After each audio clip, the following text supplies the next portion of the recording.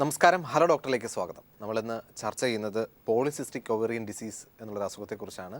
ഈ വിഷയം ചർച്ചയിനായി നമ്മോടൊപ്പം ഉള്ളത് തിരുവനന്തപുരത്തിലെ വത്സല നഴ്സിംഗ് ഹോമിലെ സീനിയർ കൺസൾട്ടൻറ്റ് ഗൈനക്കോളജിസ്റ്റും ലാപ്രോസ്കോപ്പിക് സർജനും അതുപോലെ തന്നെ ഇൻഫെർട്ടിലിറ്റി സ്പെഷ്യലിസ്റ്റുമായ ഡോക്ടർ അനിത എസ് പിള്ളയാണ് ഇപ്പോൾ നമ്മോടൊപ്പം ഉള്ളത്. നമസ്കാരം ഡോക്ടർ, ഹലോ ഡോക്ടറിലേക്ക് സ്വാഗതം. ഈ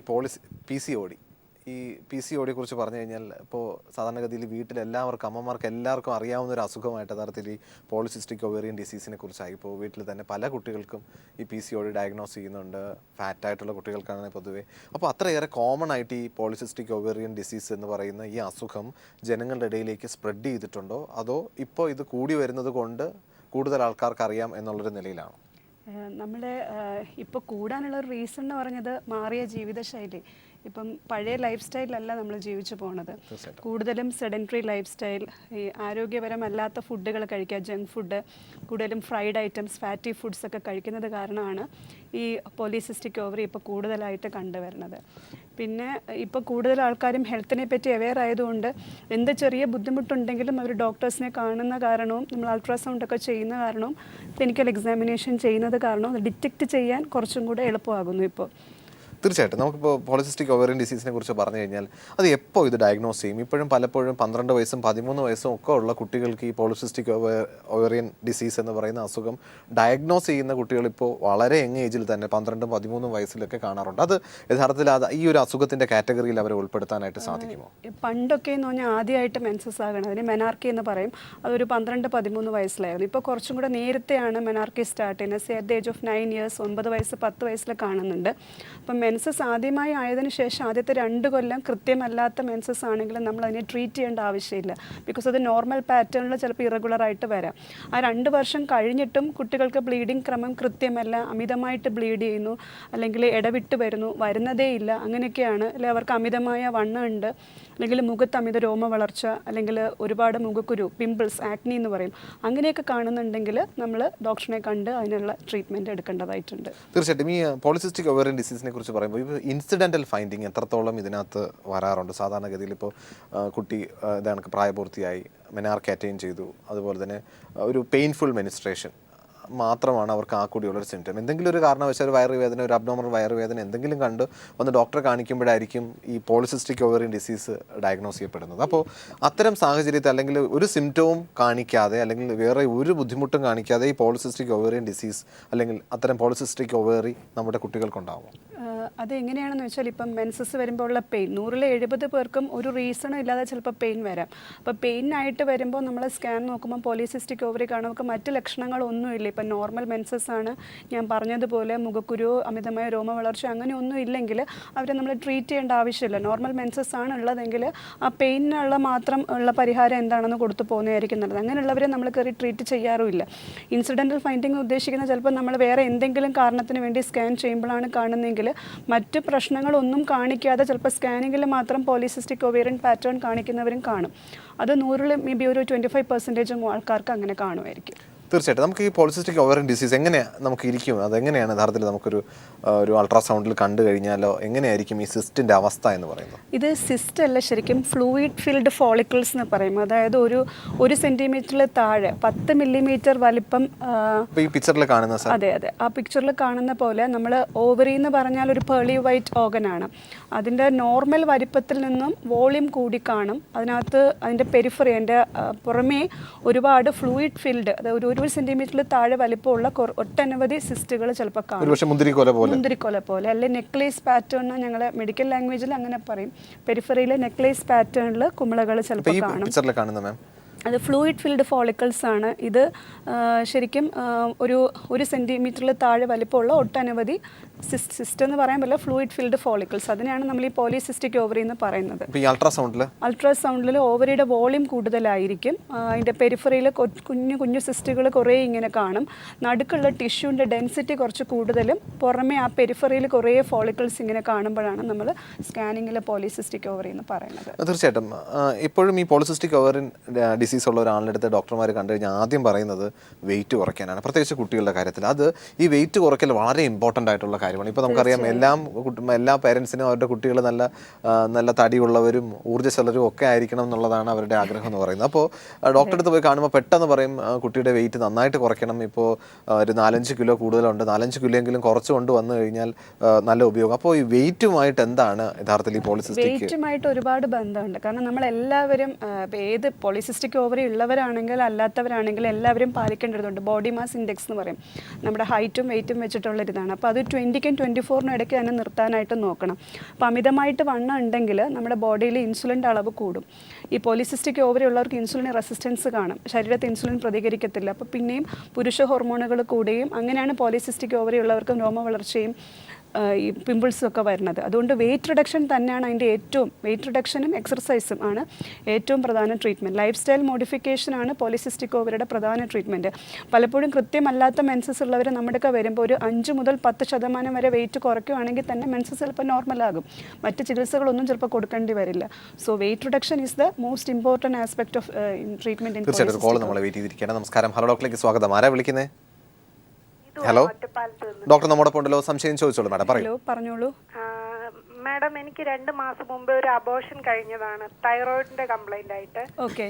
അപ്പൊ ഡോക്ടർ വജൈനൽ എക്സാമിനേഷൻ നടത്തിയിട്ട് ഡോക്ടർ ഗ്ലൂക്കോഫേജ് തന്നു. ഗ്ലൂക്കോഫേജും പിന്നെ ഫോളിക് ആസിഡും കൂടെ തന്നു നെക്സ്റ്റ് പ്രഗ്നൻസിക്ക് വേണ്ടിയിട്ട്.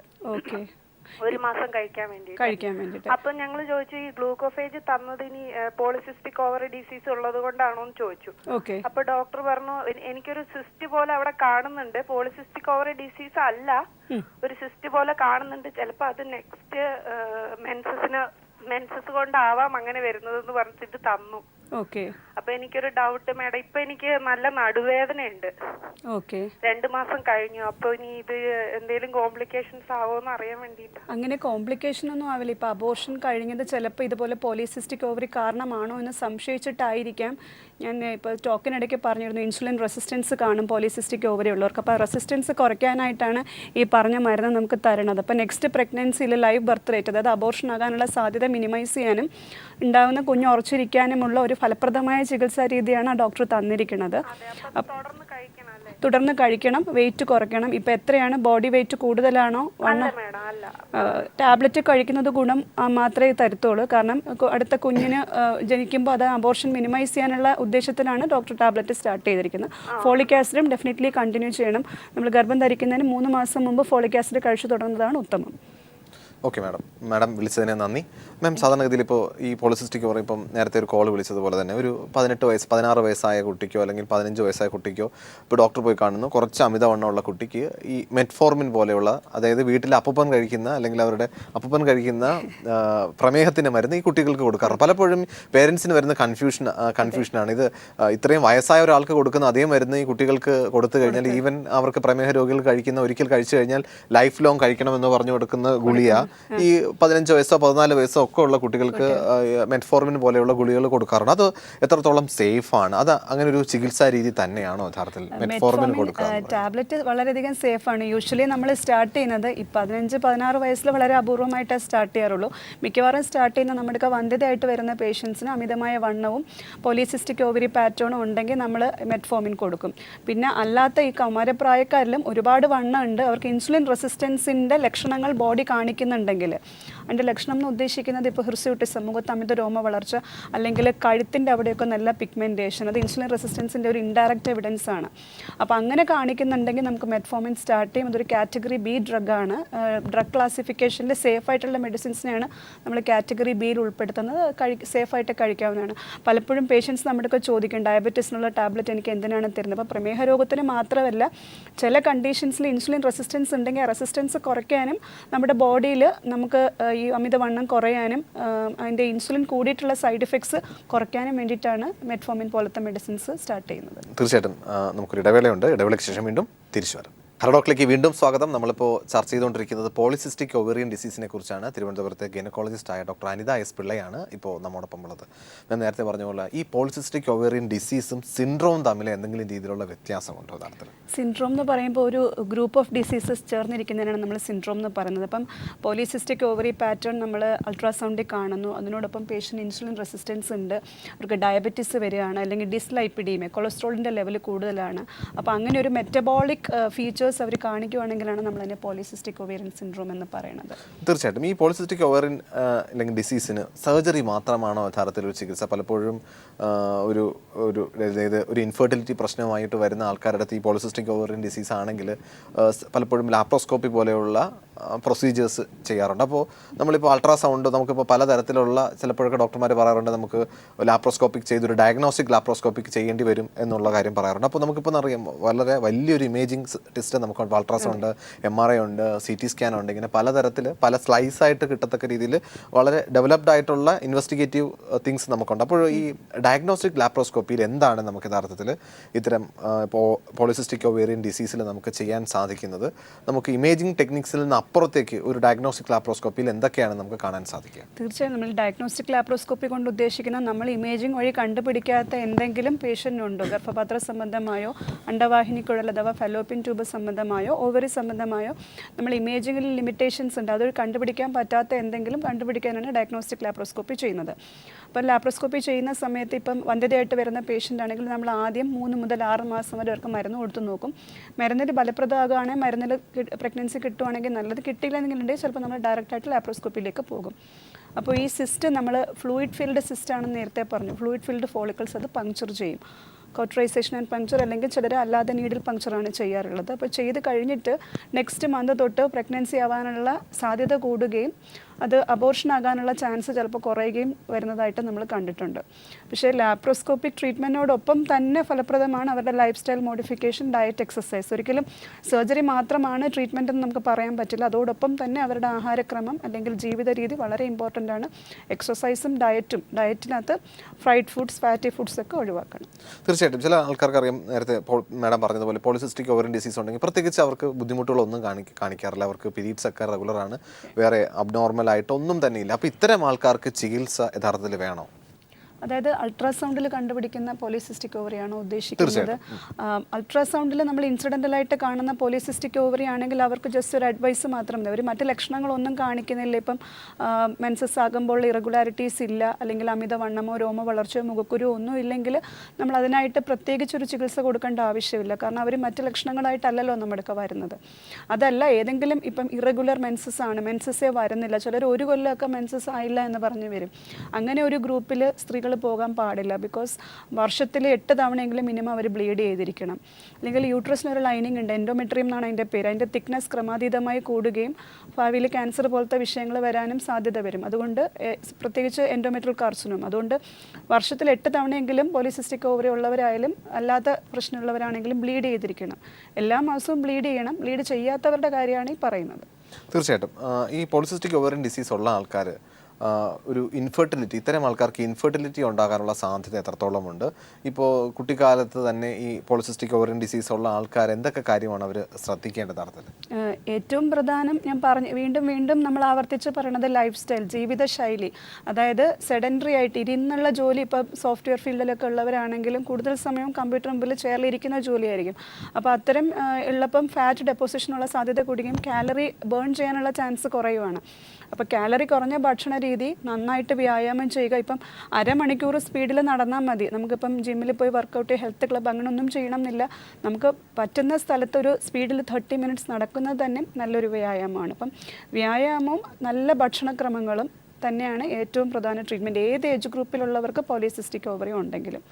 പിന്നെ കൗമാരപ്രായക്കാരിൽ തന്നെ നമ്മൾ പോളിസിസ്റ്റിക് ഓവറി കണ്ടുപിടിക്കുകയാണെങ്കിൽ നമുക്ക് long term sequelae of polycystic ovary, അതായത് ഫ്യൂച്ചറിൽ പ്രശ്നങ്ങൾ വരാതിരിക്കാൻ അവർക്ക് തുടക്കത്തിലേ നമുക്ക് അഡ്വൈസ് കൊടുത്ത് അവരുടെ ബോഡി റെഗുലേറ്റ് ചെയ്ത് കൊണ്ടുപോകാൻ സാധിക്കും. തീർച്ചയായിട്ടും മാം, സാധാരണഗതിയിൽ ഈ പോളിസിസ്റ്റിക് ഓവറിയൻ ഡിസീസ് നമ്മുടെ വീട്ടിലെ അച്ഛനമ്മമാർക്കൊക്കെ ഈ കുട്ടിക്ക് പോളിസിസ്റ്റിക് ഓവറിയൻ ഡിസീസ് അല്ലെങ്കിൽ ഉണ്ടാവാനുള്ള സാധ്യതയുണ്ടോ എന്ന് തിരിച്ചറിയാൻ പറ്റും. യഥാർത്ഥത്തിൽ നമുക്കറിയാം, ഒരു 10ാം ക്ലാസ്സിലോ 12ത്തിലോ ഒക്കെ പഠിക്കുന്ന കുട്ടിക്ക് ഈ ചെറിയ ബുദ്ധിമുട്ട് വരും. ഈ കുട്ടി ഒരു പക്ഷേ അമ്മയെടുത്തോ അച്ഛനെടുത്തോ ഒന്നും പറയാറുമില്ല. അപ്പോൾ സാർ, ഈ പിക്ചറിൽ കാണുന്നത് എന്തൊക്കെയാണ്? ഇതിനകത്ത് ഫേസിലുള്ള ഹെയർ ഗ്രോത്താണ് നമ്മൾ കാണിച്ചിരിക്കുന്നത്. പിന്നെ ഒരു സൈഡിൽ കഴുത്തിലുള്ള പിഗ്മെൻറ്റേഷനുമാണ് കാണിച്ചിരിക്കുന്നത്. അപ്പം ഇതൊക്കെ ഇപ്പം പുരുഷന്മാർക്ക് വരുന്നത് പോലെയുള്ള രോമവളർച്ച സ്ത്രീകൾ കാണിക്കുകയാണെങ്കിൽ, അല്ലെങ്കിൽ കഴുത്തിൻ്റെ ഭാഗം മുഖഭാഗത്തേക്കാൾ ഒരുപാട് ഇരുണ്ടിട്ട് ഡേർട്ടി നെക്ക് അപ്പിയറൻസ് എന്ന് പറയും, കുറച്ചുകൂടെ പിഗ്മെൻറ്റഡ് ആയിട്ട് കാണിക്കുകയാണെങ്കിൽ അത് insulin resistance, indirect evidence of male ചുണ്ടിൽ, കീഴ്ത്താടിയിൽ, വയറിൻ്റെ അടിഭാഗത്തും ഒക്കെ കുറച്ചധികം ഹെയർ ഗ്രോത്ത്, പുരുഷ പാറ്റേണിലുള്ള ഹെയർ ഗ്രോത്ത് കാണുവാണെങ്കിൽ കാണുവാണെങ്കിൽ നമ്മൾ പോളിസിസ്റ്റിക് ഓവറി ചിലർക്ക് സ്ഥാനങ്ങളുടെ ഇടയ്ക്കൊക്കെ ഹെയർ ഗ്രോത്ത് ചിലപ്പോൾ കാണാറുണ്ട്. അപ്പോൾ അങ്ങനെ കാണുവാണെങ്കിൽ നമുക്ക് പോളിസിസ്റ്റിക് ഓവറിയുടെ ഹിർസ്യൂട്ടിസമായിട്ട് അതിനെ കാണേണ്ടി വരും. ഹിർസ്യൂട്ടിസിന് പല കാരണങ്ങളുണ്ട്, അതിലൊരു കാരണം പോളിസിസ്റ്റിക് ഓവറിയാണ്. ഇത് യഥാർത്ഥത്തിൽ ഈ പോളിസിസ്റ്റിക് ഓവറി നമുക്ക് ട്രീറ്റ് ചെയ്ത് കഴിഞ്ഞാൽ ഇത്തരത്തിലുള്ള സിംറ്റംസ് തനിയെ അത് മാറുമോ, അതോ ഇത്തരം കാര്യങ്ങൾ നമ്മളിപ്പോൾ പലരും ഇത്തരം ഒരു സ്ത്രീകളിലാണെങ്കിൽ രോമവളർച്ച ഉണ്ടെങ്കിൽ അവർ പോയി ലേസർ ചെയ്യോ വാക്സ് ചെയ്യോ റിമൂവ് ചെയ്യോ ഒക്കെ ചെയ്യുന്നതായിരിക്കും അവർ ചെയ്യുന്നത്? ശരിക്കും പോളിസിസ്റ്റിക് ഓവറിയുടെ ട്രീറ്റ്മെൻറ്റ് തോന്നിയ ഒരു കൂട്ടായ്മയാണ്. നമ്മളിപ്പം ആദ്യം ഗൈനക്കോളജിസ്റ്റ് കാണുന്നു, അല്ലെങ്കിൽ എൻഡോക്രൈനോളജിസ്റ്റ് കാണുന്നു, അല്ലെങ്കിൽ ഡെർമറ്റോളജിസ്റ്റ് കാണുന്നു. ഇത് എല്ലാവരും ചേർന്നുള്ള ഒരു ട്രീറ്റ്മെൻറ്റ് കൊടുക്കുകയാണെങ്കിൽ നല്ല സക്സസ് വരുന്ന രോഗം തന്നെയാണ്.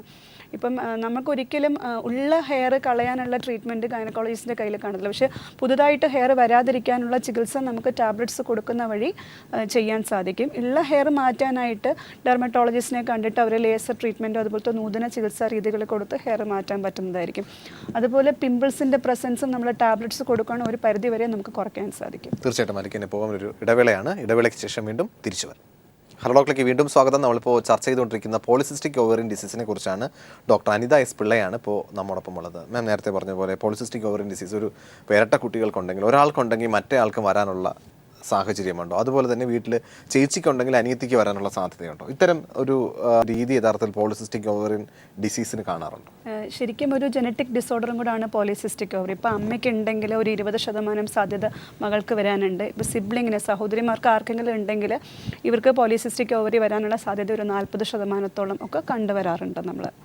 തീർച്ചയായിട്ടും ഈ പലപ്പോഴും ഇത്തരം സിസ്റ്റുകൾ കാണുമ്പോൾ എപ്പോഴും ആൾക്കാർക്ക് പേടിയെന്ന് വെച്ചാൽ ഇത് ക്യാൻസറസ് ആകാനുള്ള സാധ്യതയുണ്ട്. അപ്പോൾ അല്ലെങ്കിൽ ഒരുപാട് നാൾ ഈ സിസ്റ്റ് അവിടെ ഇരുന്ന് കഴിഞ്ഞാൽ അത് ക്യാൻസർ പോലെയുള്ള മറ്റേതെങ്കിലും കാര്യങ്ങളായിട്ട് മാറാനുള്ള സാധ്യതയുണ്ടോ? ചിലരാകട്ടെ ഈ പോളിസിസ്റ്റിക് ഓവറിൻ ഡിസീസ് വളരെ കാര്യമൊന്നും ആക്കാറ്, പ്രത്യേകിച്ച് പ്രഗ്നൻസി ഒക്കെ കഴിഞ്ഞ് കഴിഞ്ഞാൽ, പ്രഗ്നൻസി കംപ്ലീറ്റ് ചെയ്ത് കഴിഞ്ഞാൽ പ്രത്യേകിച്ച് വലിയ കാര്യമൊന്നും ആക്കാറി പോകാറില്ല. അപ്പോൾ ഇത്തരം ആൾക്കാരിൽ എന്തെങ്കിലും ബുദ്ധിമുട്ടുകൾ ഉണ്ടാകാറുണ്ടോ? പോളിസിസ്റ്റിക് ഓവറി പെർസെ ഒരിക്കലും ക്യാൻസറായിട്ട് മാറുന്ന ഒരു സിസ്റ്റ് അല്ല. അത് സിസ്റ്റ് അല്ല, അത് ഫ്ലൂയിഡ് ഫിൽഡ് ഫോളിക്കിളാണ്. അപ്പോൾ അത് കാരണം ഒരിക്കലും ക്യാൻസർ വരത്തില്ല. പക്ഷേ പോളിസിസ്റ്റിക് ഓവറി ഉള്ളവർ ആരോഗ്യം ഒരുപാട് സൂക്ഷിക്കണം. ഇപ്പം പ്രഗ്നൻസിയിൽ പോളിസിസ്റ്റിക് ഓവറി ഉള്ളവർക്ക് ഡയബറ്റീസിനുള്ള സാധ്യത കൂടും. അപ്പോൾ അങ്ങനെ ഡയബറ്റീസ് ഉണ്ടെങ്കിൽ പിന്നെ ഫ്യൂച്ചറിൽ ഡയബറ്റീസ് വരാനുള്ള ചാൻസ് ഒരു 50% കണ്ട് കൂടുതലായിരിക്കും. അപ്പോൾ ഡെലിവറി കഴിഞ്ഞിട്ടായാലും ലൈഫ് സ്റ്റൈൽ നല്ല മോഡിഫൈ ചെയ്ത് തന്നെ കൊഴുപ്പും എണ്ണയും മധുരമൊക്കെ കുറഞ്ഞ ഭക്ഷണം കഴിച്ചും വ്യായാമം ചെയ്തും തന്നെ മുമ്പോട്ട് ലൈഫ് കൊണ്ടുപോകണം. പോളിസിസ്റ്റിക് ഓവറി ഒരിക്കലും ക്യാൻസർ ആകുമെന്ന് നമ്മൾ പറയത്തില്ല. പക്ഷേ പോളിസിസ്റ്റിക് ഓവറി കാരണം ഒട്ടുമേ ബ്ലീഡിങ് ഇല്ലാതെ 7 മാസം 8 മാസമൊക്കെ ബ്ലീഡിങ് ഇല്ലാതെ നിൽക്കുന്നവർക്ക് ചിലപ്പം എൻഡോമെട്രിയൽ തിക്നെസ് കൂടിയിട്ട് ഫ്യൂച്ചറിൽ എൻഡോമെട്രിയൽ കാർസിനോമ വരാനുള്ള ഒരു സാധ്യതയുണ്ട്. തീർച്ചയായിട്ടും മാം, ഈ പോളിസിസ്റ്റിക് ഓവറി അല്ലെങ്കിൽ ഇത്തരം PCOD ഉള്ള പ്രശ്നങ്ങൾ മറ്റേതെങ്കിലും അസുഖമായിട്ട് തെറ്റിദ്ധരിക്കാനുള്ള സാധ്യതയുണ്ട്? അത് യൂഷ്വലി സ്കാൻ ചെയ്യുമ്പോൾ മൾട്ടിസിസ്റ്റിക് ഓവേറിയൻ പാറ്റേൺ എന്നൊരു ഇതുണ്ട്. പോളിസിസ്റ്റിക് ഓവറി ആണെങ്കിൽ ഓവറിയുടെ വോളിയം കൂടുകയും പെരിഫറിയിൽ ഒരുപാട് ഫ്ലൂയിഡ് ഫിൽഡ് സിസ്റ്റുകൾ കാണുകയും നടുക്കുള്ള ടിഷ്യൂവിൻ്റെ ഡെൻസിറ്റി കൂടുതലായിരിക്കും. മൾട്ടിസിസ്റ്റിക് ഓവറി ആണെങ്കിൽ നടുക്കുള്ള ടിഷ്യൂവിന് അങ്ങനെ ഡെൻസിറ്റി കൂടുതൽ കാണില്ല. പുറമേയുള്ള ഫോളിക്കിൾസിൻ്റെ നമ്പർ ഇപ്പോൾ പോളിസിസ്റ്റിക് ഓവറി ആണെങ്കിൽ 10ൽ കൂടുതൽ ഫോളിക്കിൾസ് കാണും. മൾട്ടിസിസ്റ്റിക്കിൽ ഒരു 5ഓ 6ഓ കുഞ്ഞു സിസ്റ്റുകൾ മാത്രമേ കാണത്തുള്ളൂ. നോർമൽ ഓവേറിയൻ വോളിയം ആയിരിക്കും. അപ്പം സ്കാനിങ്ങിൽ നമുക്ക് കൃത്യമായിട്ടും പോളിസിസ്റ്റിക് ഓവറി ആണോ മൾട്ടിസിസ്റ്റിക് ഓവേറിയൻ പാറ്റേൺ ആണോ എന്ന് ഈ കാര്യങ്ങൾ ശ്രദ്ധിച്ചാൽ കൃത്യമായിട്ട് ഐഡൻറ്റിഫൈ ചെയ്യാൻ സാധിക്കും.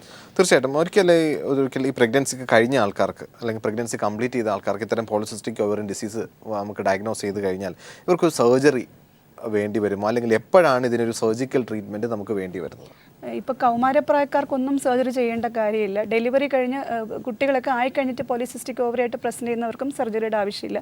കുട്ടികളില്ലാത്ത പോളിസിസ്റ്റിക് ഓവറി ഉള്ളവർ ഗൈനക്കോളജിസ്റ്റിനെ കണ്ട് ട്രീറ്റ്മെൻറ്റ് എടുത്തുകൊണ്ടിരിക്കവേ അവർക്ക് പ്രഗ്നൻസി കിട്ടുന്നില്ല, ടാബ്ലറ്റ്സ് കഴിച്ചു അല്ലെങ്കിൽ ഇഞ്ചെക്ഷൻസ് എടുത്തു, എന്നിട്ടൊന്നും പ്രഗ്നൻസി ആകാനുള്ള സാധ്യത കാണുന്നില്ല എങ്കിലാണ് നമ്മൾ ലാപ്രോസ്കോപ്പിക് ഓവേറിയൻ ഡ്രില്ലിംഗ് അവർക്ക് കൊടുക്കുന്നത്.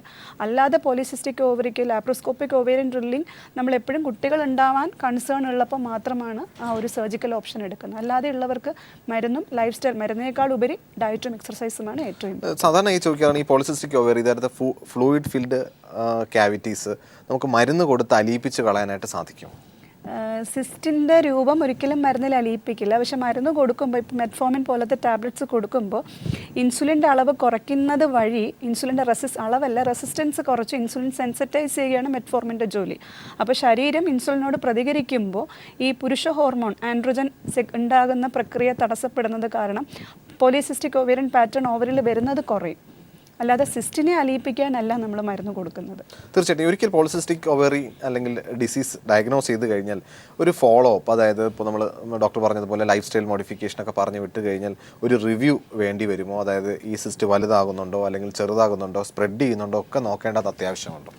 സിസ്റ്റ് അങ്ങനെ വലുതാകുന്ന സിസ്റ്റ് അല്ല. ഇത് എപ്പോഴും 1 സെൻറ്റിമീറ്ററിന് താഴെ, ഒരു 10 മില്ലിമീറ്റർ വലിപ്പത്തിന് താഴെയുള്ള സിസ്റ്റ് ആകും. അതൊരിക്കലും അങ്ങനെ കയറി വലുതാകുന്ന സിസ്റ്റ് അല്ല.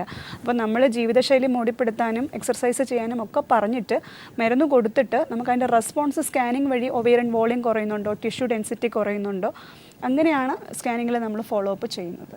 തീർച്ചയായിട്ടും ഈ ഒരിക്കൽ ഈ പോളിസിസ്റ്റിക് ഓവറിൻ ഡിസീസ് ഡയഗ്നോസ് ചെയ്താൽ അത് കുറേ നാൾ കഴിഞ്ഞാൽ തനിയെ ഈ പോളിസിസ്റ്റിക് ഓവറിൻ അല്ലെങ്കിൽ ഡിസീസ് തനിയെ സബ്സൈഡ് ചെയ്ത് പോകും യഥാർത്ഥത്തിൽ ഒരു 40 വയസ്സോ 45 വയസ്സോ ഒക്കെ കഴിയുമ്പോൾ?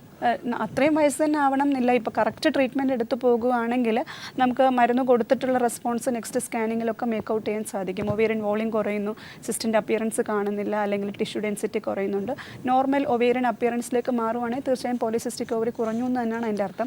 വീണ്ടും വരാതിരിക്കാൻ പക്ഷേ ലൈഫ് സ്റ്റൈൽ മോഡിഫിക്കേഷൻ, ജീവിത രീതി, ചിട്ടയായ ആഹാരക്രമം ഒക്കെ വളരെ ഇമ്പോർട്ടൻ്റ്. നമ്മുടെ പ്രേക്ഷകരോട് എന്താണ് ഈ PCOD കുറിച്ച് ഡോക്ടർക്ക് പറയാനുള്ളത്? PCOD എന്ന് പറഞ്ഞാൽ ഇപ്പോൾ എല്ലാവർക്കും ഒരുപാട് അറിയാവുന്ന ഒരു വിഷയമാണ്. അപ്പം കൃത്യമല്ലാത്ത മെൻസസ് ഉള്ള കുട്ടികൾ വീട്ടിലുണ്ട്, അല്ലെങ്കിൽ അമിതമായ രോമ വളർച്ചയോ ഒരുപാട് മുഖക്കുരുവോ ഒക്കെ ഉണ്ടെങ്കിൽ നമ്മൾ ഡോക്ടറെ കാണിക്കുക. പിന്നെ കല്യാണം കഴിഞ്ഞിട്ട് കുഞ്ഞുങ്ങളാകാതിരിക്കുന്നവർ, അല്ലെങ്കിൽ അബോർഷൻ, പോളിസിസ്റ്റിക് ഓവറി ഉള്ളവർക്ക് അബോർഷന് സാധ്യതയുണ്ട്. അപ്പോൾ അബോർഷൻസ് ഉള്ളവർ വീട്ടിലുണ്ടെങ്കിൽ ചിലപ്പോൾ പോളിസിസ്റ്റിക് ഓവറി ആയിരിക്കാം. കാരണം അത്തരം ഗ്രൂപ്പുകാർക്ക് പ്രഗ്നൻസി ആയി കഴിയുമ്പം പ്രഗ്നൻസി സപ്പോർട്ട് വളരെ ഇമ്പോർട്ടൻ്റ് ആണ്. എസ്പെഷ്യലി ഫസ്റ്റ് 12 വീക്സിൽ അബോർഷൻ ആകാതിരിക്കാനുള്ള കരുതൽ കാണുന്ന ഡോക്ടർമാർ കൊടുക്കാനും. അപ്പോൾ അതിനായിട്ടൊക്കെ നമ്മൾ സ്പെഷ്യൽ കെയർ വീടുകളിൽ നിന്ന് തന്നെ തുടങ്ങിയാലേ അത് ശരിയാകത്തുള്ളൂ.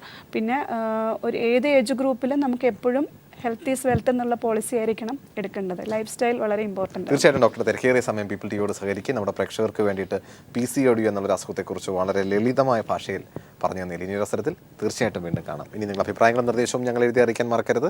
അറിയിക്കേണ്ട വിലാസം hello doctor people Malayalam communications limited, Kairali towers, Palayam, Thiruvananthapuram 34. നിങ്ങൾക്ക് ഇമെയിൽ ചെയ്യാം hello@peopletv.in എന്ന വിലാസത്തിൽ. പുതിയൊരു വിഷയവുമായി വീണ്ടും കാണാം. നന്ദി, നമസ്കാരം.